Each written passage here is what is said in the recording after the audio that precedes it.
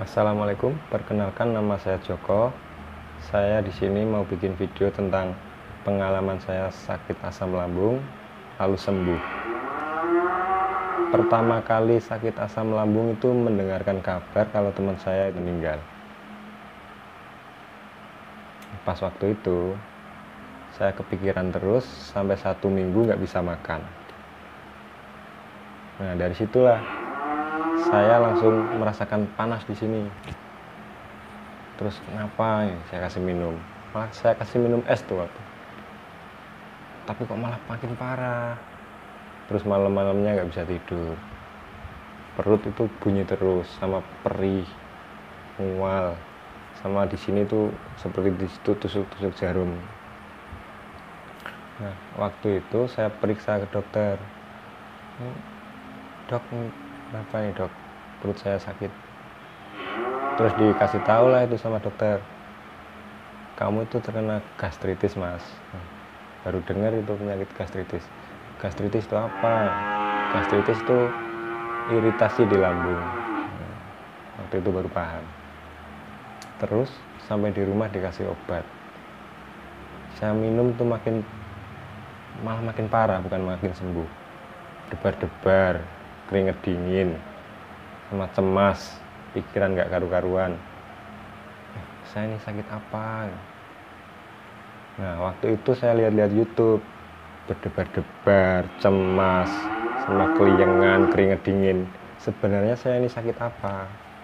Nah, disitulah saya browsing kepo. Saya baca-baca, oh ternyata anxiety. Terus anxiety itu apa sih? Saya penasaran terus, saya coba-coba di YouTube, cari. Akhirnya nemuin video. Itu waktu itu namanya Rohimad Jasa Putra. Sama satu lagi itu Om Book Channel yang saya ikutin. Terus saya komen. Ternyata nggak ada respon. Karena mungkin sudah banyak kali ya yang komen. Jadi nggak kebaca itu komen saya. Waktu itu saya komen Om Book, dibalas terus. Sampai akhirnya aku minta nomor WA gitu. Terus curhat. Om, dulu Om tembus sampai ke belakang nggak? Ke punggung? Iya mas, nggak apa-apa. Memang gejalanya itu seperti itu. Dari ujung rambut sampai ujung kaki itu kerasa semua. Iya Om. Dulu waktu itu sampai saya tuh malu.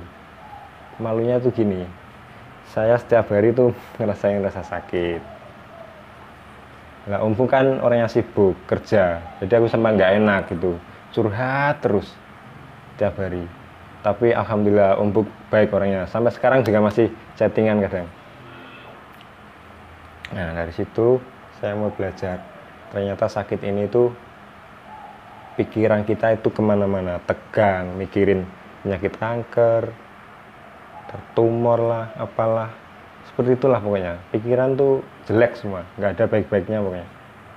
Dari itu saya mulai belajar dari YouTube, sama makanan apa yang baik dikonsumsi untuk lambung apa itu saya pelajari semua.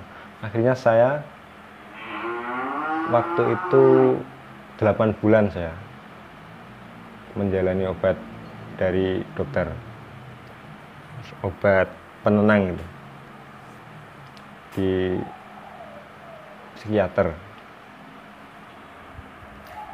Tapi kalau saya pikir-pikir, kalau minum obat penenang terus, takutnya saya itu kecanduan. Lalu saya memutuskan untuk berhenti lah. Waktu berhenti itu masih belum bisa tidur. Kenapa saya kok nggak bisa tidur? Setiap kali mau tidur itu berdebar-debar, perut sakit, keroncongan, sama di sini panas, terbakar sini.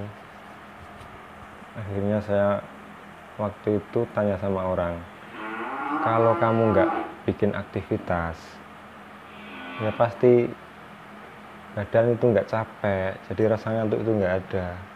Akhirnya saya setiap hari jalan-jalan, nyapu rumah, pokoknya bikin kesibukan lah, biar nggak jenuh mikirin yang aneh-aneh.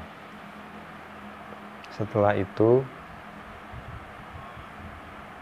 kok penyakit ini aneh, nggak sembuh-sembuh, padahal saya udah makan bubur, nggak makan pedas, nggak makan gorengan, kok lama banget. Ternyata di sini yang salah, di pikiran. Karena asam lambung itu nggak boleh cemas. Kalau kita semakin cemas, asam lambung itu nyemprot terus. Jadi kapan sembuhnya kena asam lambung terus, luka itu nggak sembuh-sembuh. Dari situ saya mulai cari tahu, apa sih yang buat saya itu seneng. Akhirnya yang bikin saya seneng itu bikin kerajinan, sama main sama anak kecil. Pertama kali masuk rumah sakit itu saya disuruh balik. Karena kamu itu nggak sakit mas, cuma pola pikirmu yang salah. Itu kata dokter. Nggak sakit gimana sih dok? Rasanya sampai kayak gini kok. Dari ujung rambut sampai ujung kaki kerasa semua kok. Debar-debar, keringet dingin. Kok nggak sakit, aneh.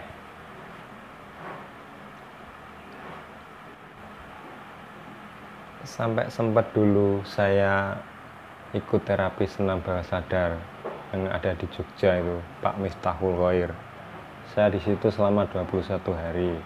Alhamdulillah enakan. Saya setiap hari disuruh olahraga. Pokoknya disuruh happy-happy terus lah. Nggak boleh mikirin yang sedih-sedih.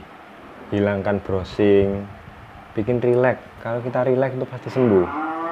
Kata Pak Khoir gitu. Obat itu hanya membantu. Nomor satu itu pikiran. Pikiran nih pokoknya kudu sing tenang, santai, slow. Jangan terlalu banyak merasa-rasa. Itu tipsnya.